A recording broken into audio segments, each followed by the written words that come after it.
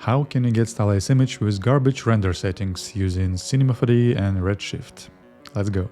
Two cases when this trick can be applied. First is when you need noisy image at the end, when you plan to add noise anyway in post. If you go for a retro look or something like this, when noise is part of the stylization, why don't you just render a noisy image instead of adding it in post? The second case, when you need to show the client work in progress, something between animatic and final render. You can call it draft render, shitty render, or shakalny render if you're Russian. So let's go to the cinema and I'll show you how it's done.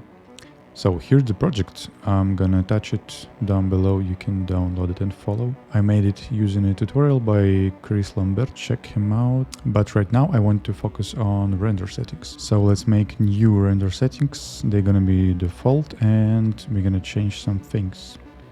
Usually I lower progressive passes, something like 32, and I crank the threshold by a lot, like 4.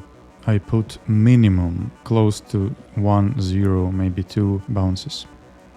The problem with noisy render is that it's often boiling. The noise is boiling.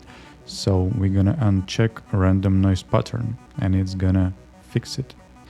And if we click on show help, Maxon itself says don't use it for animation and don't use it with denoising. So I don't know why it's even on by default. I always turn it off. While we're here, let's make our bucket size bigger, and that's it for advanced. Let's go to basic. So usually I tend to keep these numbers as low as possible. I don't have any reflection or refraction or volume or transparency. I put it on 0. You can even go higher with threshold.